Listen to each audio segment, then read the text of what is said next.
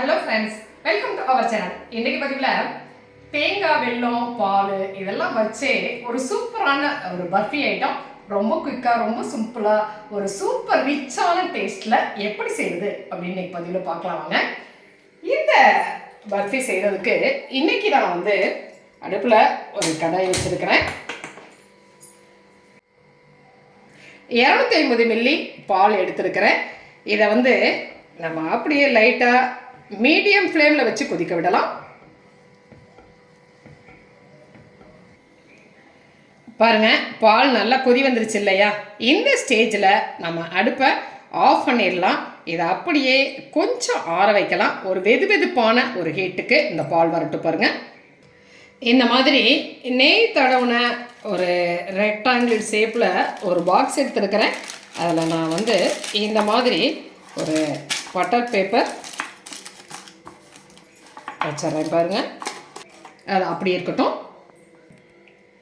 பாருங்கள், பால் நல்லா ஆறிடுச்சு. லைட்டான அந்த ஆடைகளும் படிஞ்சிருக்கு இல்லையா? இதில் நான் இன்றைக்கி ஒரு 1/4 கப் அளவுக்கு வெல்லம் சேர்த்துக்கிறேன்.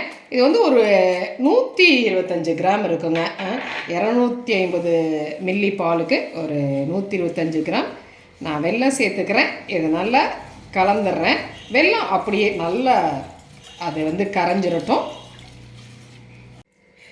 இதுக்கு இப்போ நான் ஒரு மிக்சி ஜாரில் தேங்காய் துருவல், உலர் தேங்காய் துருவல் எடுத்துருக்கிறேன். ஒரு 250 கிராம் அளவுக்கு, 1 கப் அளவுக்கு நான் எடுத்துருக்கிறேன். ஒரு 1/4 கப் அளவுக்கு நான் பம்கின் சீட்ஸ் எடுத்துக்கிறேன். நீங்கள் எந்த சீட்ஸ் வேணாலும் சேர்த்துக்கலாம். அது ஒரு 60 கிராம் இருக்கும். இது நீங்கள் வாட்டர்மெலன் சீட்ஸ் அல்லது குக்கும்பர் சீட்ஸ் எது வேணாலும் சேர்த்துக்கலாம். 2 ஏலக்காய் சேர்த்துக்கிறேன். இதை கொஞ்சம் நைஸாக அரைச்சி எடுத்துகிட்டு வந்துடலாம். பாருங்கள், இந்த அளவுக்கு அந்த தேங்காயும் அந்த பம்கின் சீட்ஸும் சேர்ந்து அரைப்பட்டுருச்சு இல்லையா?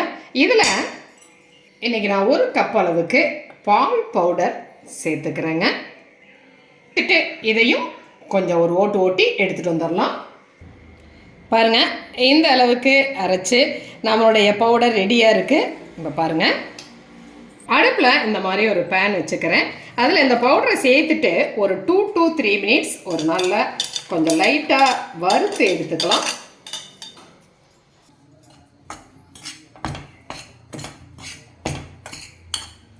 மீடியம் ஃப்ளேமில் வச்சுட்டு ஒரு 2லேருந்து ஒரு 3 நிமிஷம் வரைக்கும் கொஞ்சம் லைட்டாக நாம் வறுத்து எடுத்துக்கலாம். பாருங்கள், ஒரு நல்ல ஒரு கமகமன்னு ஒரு வாசனையோட ஒரு 2 to 3 மினிட்ஸ் நம்ம இதை நல்லா வறுத்து எடுத்துட்டோம். இந்த ஸ்டேஜில் அடுப்பு ஆஃப் பண்ணிடலாம். வெல்லம் பாலில் நல்லா கரைஞ்சிருச்சு. இதை அப்படியே ஒரு வடிகட்டி வச்சு நம்ம வடிகட்டி எடுத்துக்கலாம். இப்போ அந்த பேன்லேயே நான் வடிகட்டின பாலை சேர்த்துக்கிறேன். இப்போ நம்ம வறுத்து வச்சுருக்கிற அந்த பவுடரை இந்த பாலில் சேர்த்துட்டு கலந்துக்கலாம்.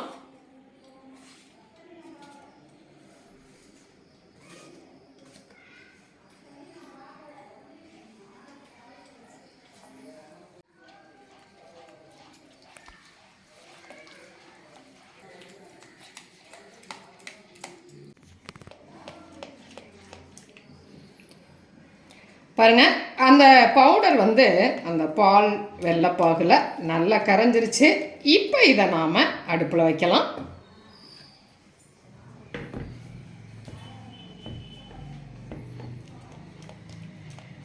மீடியம் ஃப்ளேமில் அப்படியே நம்ம கலந்துகிட்டே இருக்கலாங்க.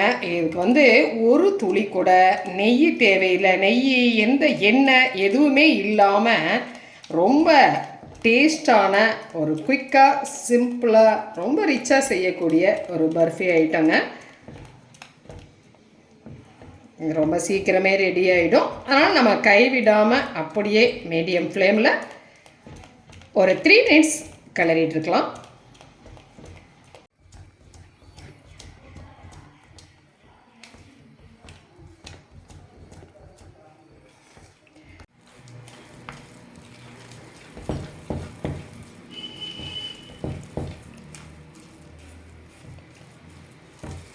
நல்லாவே சூப்பராக பர்ஃபி ரெடி ஆகிட்டு இருக்கு இல்லையா?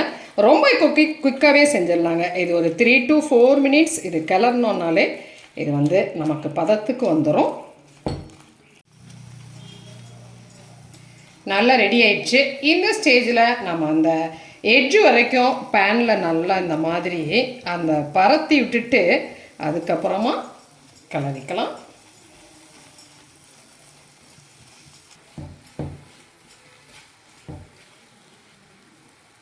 பாருங்கள், நல்ல ஒரு வாசனையோட ஒரு பாத்திரத்தில் ஒட்டாத அளவுக்கு நல்லா ரெடி ஆயிடுச்சு.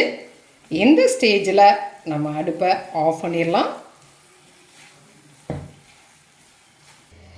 இந்த மாதிரி நெய் தடவின பாக்ஸில் இதை நாம் ட்ரான்ஸ்ஃபர் பண்ணிக்கலாம். ட்ரான்ஸ்ஃபர் பண்ணிவிட்டு இதை அப்படியே பரப்பி விட்டுறலாம்.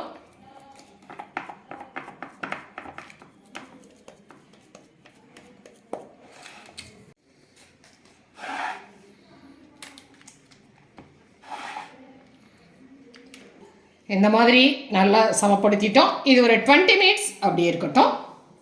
இப்போ ஒரு 20 மினிட்ஸ் ஆயிடுச்சு. இப்போ நம்ம எடுத்துடலாம்.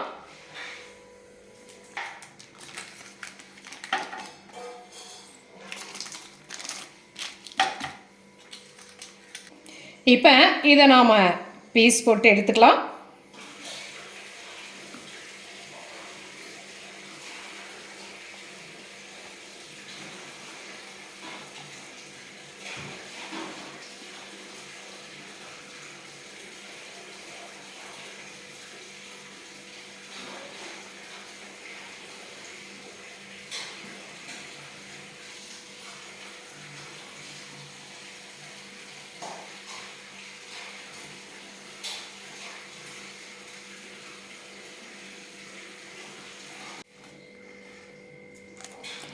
சூப்பரான ஒரு பர்ஃபி பாருங்கள், எவ்வளோ அழகாக எவ்வளோ சாஃப்டாக ரெடி ஆகிடுச்சு இல்லையா?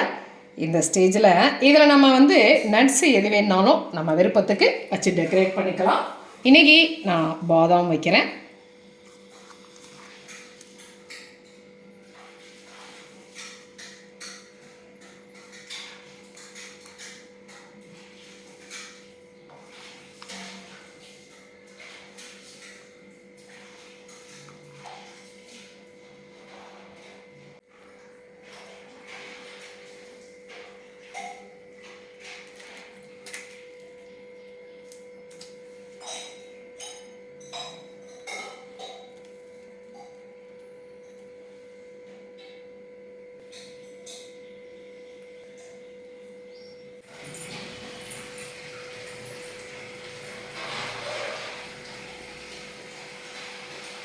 பாருங்க, எவ்வளவு ஒரு சாஃப்டான ஒரு சுவையான ஒரு பர்ஃபி ஐட்டம்.